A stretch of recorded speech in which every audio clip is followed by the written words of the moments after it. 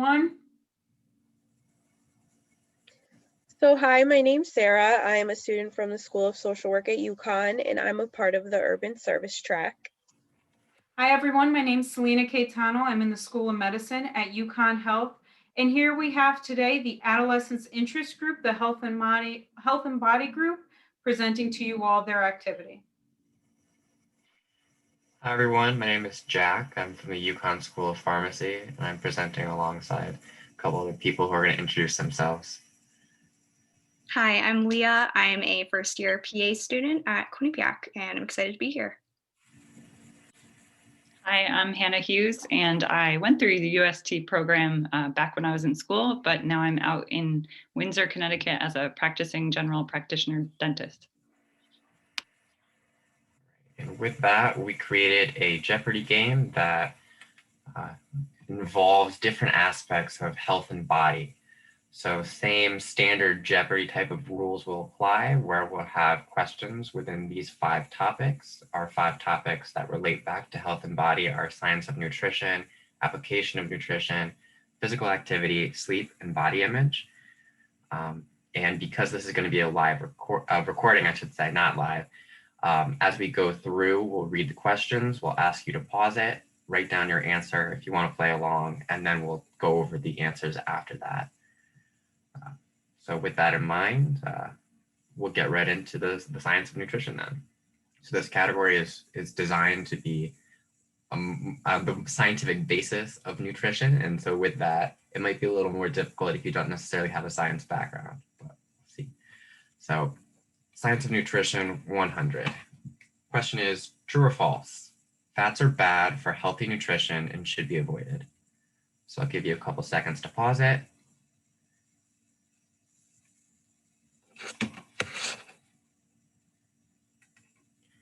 And now the answer is false here. So fats are macronutrients that are important to overall health. You need fats because they play a role in energy storage specifically. And fat intake might become problematic if it's done in extreme excess, with some types of fats being a little more detrimental if they're in excess than others. So looking at the 200-point question for science of nutrition, we have which of the following are considered macronutrients? Options are A, fats, B, carbohydrates, C, vitamins, D, proteins, or E, A, B, and D. So that would be fats, carbohydrates, and proteins. A couple seconds to think about it.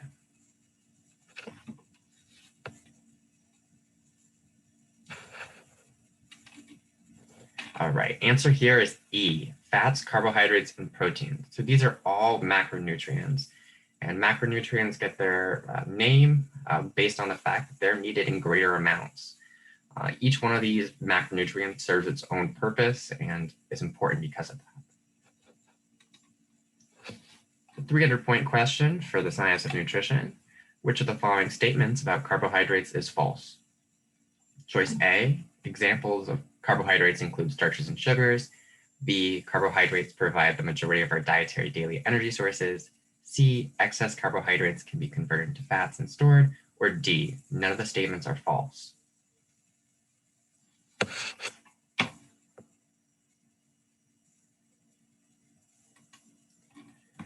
So none of the statements are false is the correct answer. So carbohydrates can be divided into a lot of different categories. And within these categories, you might have starches and sugars. And carbohydrates do in fact provide the majority of our dietary daily energy sources. So that's why it's really important to make sure that we're getting them within our nutritional sources. And like I had said in the question, excess carbohydrates can be converted into fats and stored for long-term energy. 400-point question, which of the following statements about lipids is false? So statement A, lipids are made of amino acids. Statement B, in a less scientific term, the word lipid refers to fats. Or C, lipids are oxidized to become an energy source.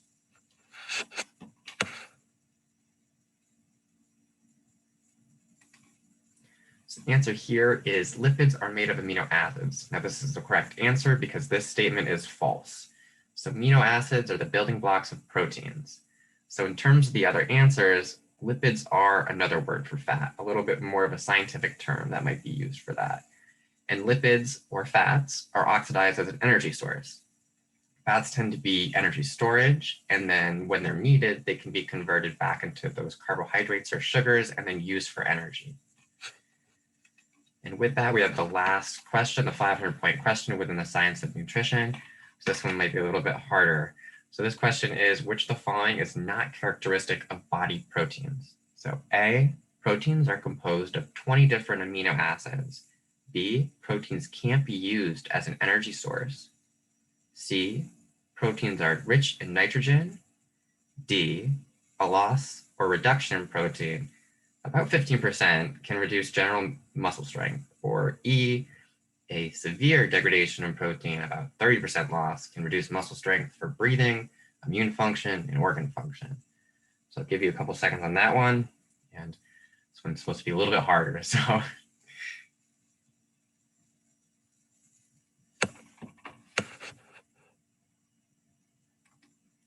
All right, so the answer here is B, proteins can't be used as an energy source.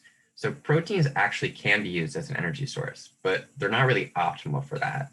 So when you think about the other macronutrients that we've talked about previously in the other questions, compared to them, they're not going to deliver as much energy. Your fats and carbohydrates are going to do a much better job at being able to be broken down into more energy. So therefore, really, your body is only going to use proteins as energy as a last resort mechanism. And that sort of ties into the last parts of the previous question, where proteins really have a role in muscle building and building type of processes within the body. So major losses can result in muscle weakness, and extreme losses and malnutrition and starvation result in a loss of muscle strength to the point where breathing functions and things like that don't work as well. And with that, we'll move on to the next category, the application of nutrition, which is based more so in looking at some of the realities of food intake and things like that. So hopefully we'll see what I mean by that as we move into the 100-point value. So this first question, what are good foods or beverages with little or no added sugar? So I'll give you a few seconds to try to see if you can come up with any examples for this question.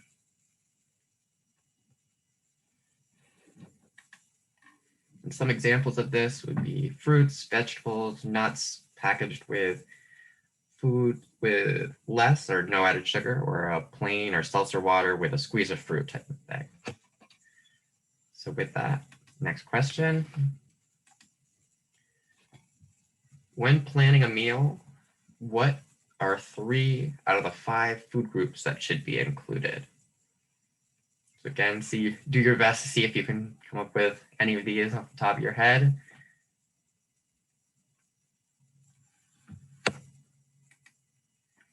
All right, so the 5 food groups that were previously mentioned in the question include vegetables, fruit, grains, proteins, and dairy.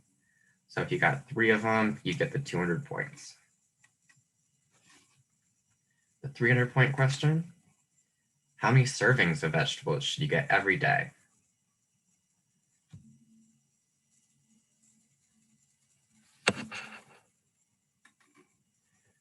So the answer here is about 5 servings. So 1 serving is about a cup of raw leafy greens, or half a cup of cut up vegetables would be equivalent to that 1 serving. The goal is 5 servings, if possible. Obviously easier said than done. Did that one already. 400-point question. How many servings of grains should you get every day? Let's give you a couple seconds to think about that one, or pause the video.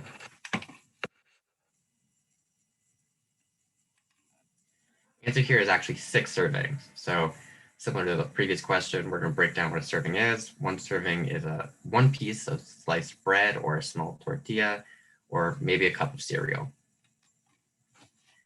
And then the 500-point question, last question for application of nutrition. How many servings of poultry, meat, or eggs should you get every week? So all those groups, poultry, meat, eggs, how many servings of that type of food should you get every week? Again, this one's going to be real tough, the 500-point question. See if you can guess this number.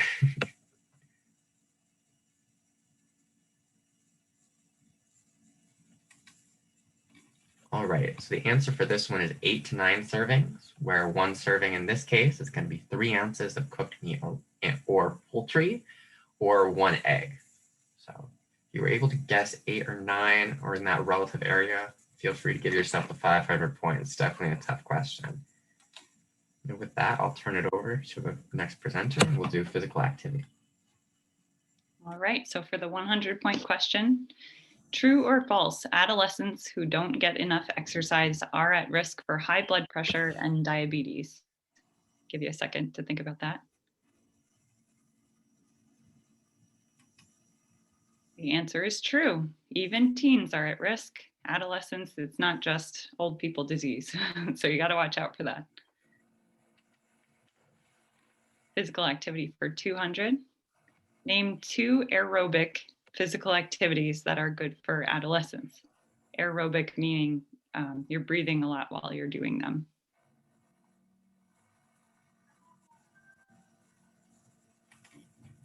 So we gave you kind of a lot of options here. Swimming, cycling, dancing, jumping rope, gymnastics, field hockey, hiking, soccer, running, jogging, hockey, lacrosse, football. All these sports and activities are all good aerobic exercises. For 300 with physical activity, name 3 benefits of staying physically active each day for adolescents. There are a lot of potential answers, but you just have to name 3.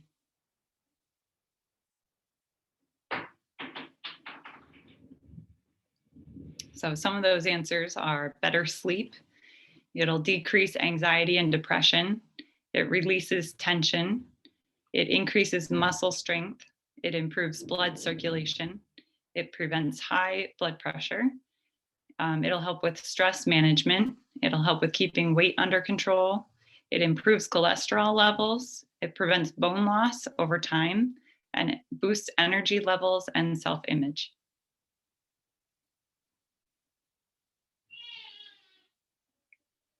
Physical activity for 400. According to the CDC, how many minutes of moderate to vigorous physical activity should adolescents be getting each day? So each day you should be getting this amount.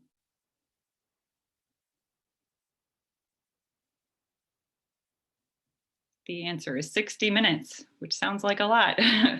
So you got to find a way to fit that all in.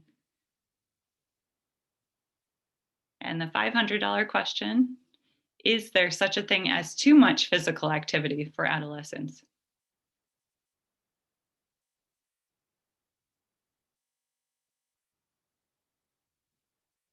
And the answer is actually yes, you can overdo it. So some teens that are super active all the time, you can do too much. You've got to relax a little bit too. All right, and we'll go into the sleep category now for 100. So the question is, can not enough sleep lead to negatively affected emotional development? So go ahead and pause here. So the answer is yes, prolonged sleep loss can actually increase your risk of personal conflicts and more serious health problems. So sleep is definitely something that impacts a lot of parts of your life. Okay, and going in for 200. How many hours of sleep is recommended for teens every night? So go ahead and give it a guess. Pause the video.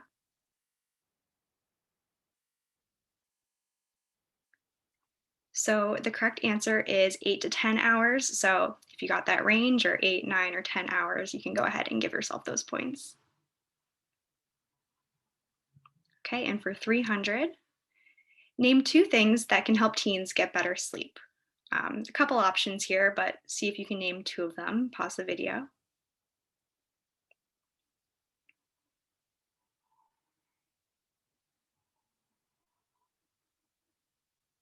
Okay, so some of the things you can do here are you can work towards budgeting sleep into your daily schedule. Sometimes if you go about your day as you normally do, you might forget to leave time to get enough sleep by the end of the day. So sleep is so important, you should actually be trying to schedule it into your daily schedule.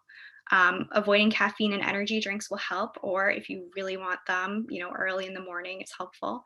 If you keep the room dark, cool, and quiet, that can help with better sleep, and creating a pre-bed routine. So that can help if you have a routine you do every day, that can help cue you that this is time to relax, time to go to sleep. Okay. Okay, next question for 400. Name 2 reasons why teens aren't getting enough sleep.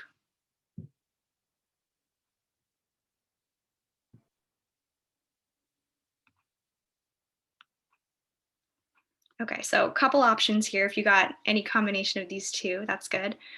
So delayed sleep schedule, delayed school start times, or rather earlier school start times, time pressure based on pressure you feel with the activities and school of your daily life, use of electronic devices, and certain sleep disorders.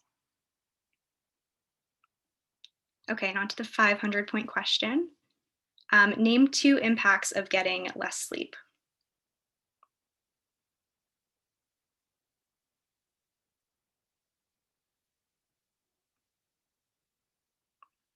Okay, so getting less sleep can actually affect the way you think. It can affect academic achievement or how you do in school.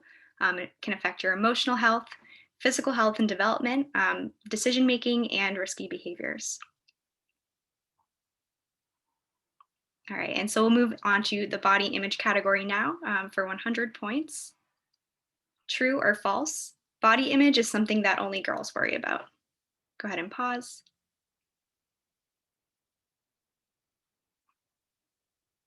So the answer is false. So both girls and boys, and men and women too, it doesn't really matter what age you are, can all struggle with body image, even though they might struggle in different ways.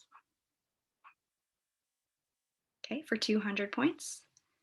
All right, multiple choice question here. Having a good body image means A, you have a low BMI, B, other people think you are thin, C, you feel good about your body, and D, you exercise for 3 hours every day.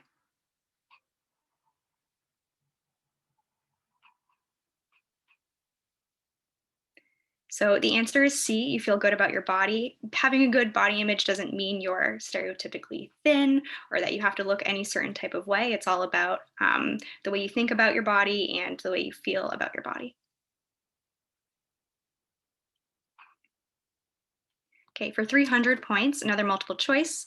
People with a negative body image may suffer from all of the following except A, relationship problems, B, an eating disorder, C, high self-esteem, and D, negative mood.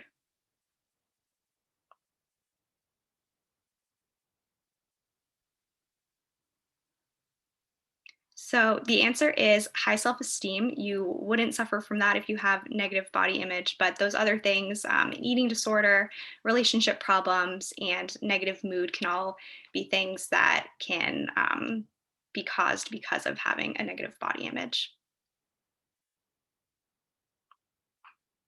Okay, and for 400 points, you can put a variety of things for this answer, so that's why it's a higher point question. What are 2 factors that influence body image? So just see if you can write down a couple.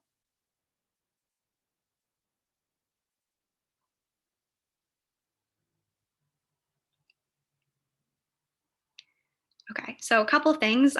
Things you see in the media, like movies, TV shows, magazines, and advertising, can all impact what you think people should look like or what you think you should look like. So that can affect your body image. Things you see on social media, especially, can kind of make you think that your body should look a certain type of way. So that affects your body image. So peer pressure from your friends, from people around you, your family environment, and your cultural background can all go into shaping kind of how you think you should look and therefore how you feel about your body. Okay, and for 500 points, name 2 ways you can work on improving your body image. So there's a lot of different things you could put down for this. So write down a few, pause the video.